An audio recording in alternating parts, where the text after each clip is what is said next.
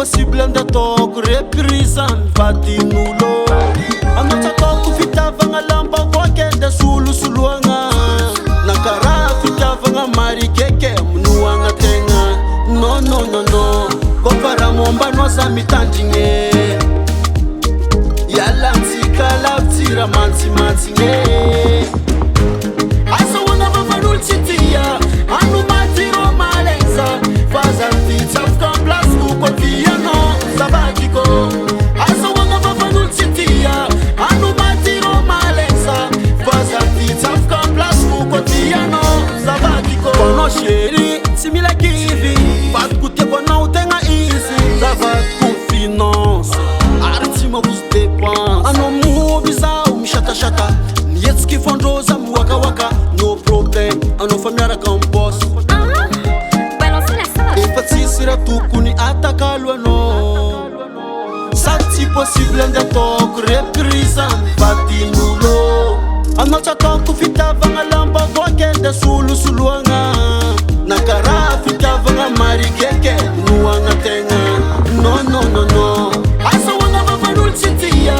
anomatiro malenza fa zany tsafoka amplasyko koa tianao zavakiko azahoagna vavan'olo tsy tia anomatiro malenza fa zany tsafoka amplasyko koa tianao zavakiko izy tiva tsy voatritiky aminao zay frikitry izy tiva tsy voatritiky rapapapapam izy tiva tsy voatritiky aminao za mifikitry izy tiva tsy voatritiky Jimmy Maker Beat.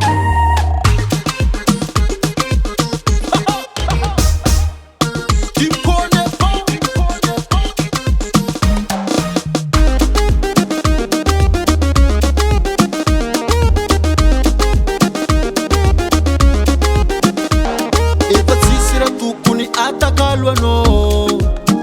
sady tsy possible ande ataoko reprise mivatin'olo anao tsy ataoko fitiavagna lamba voakende solosoloagna na karaha fitiavagna marikeke minoagna tegna non azahoagna vavan'olo tsy tia anomatiro malenza fa zany tsafoka amplasyko koa tianao zavakiko azahoagna vavan'olo tsy tia anomatiro malenza fa zany tsafoka amplasyko koa tianao zavakiko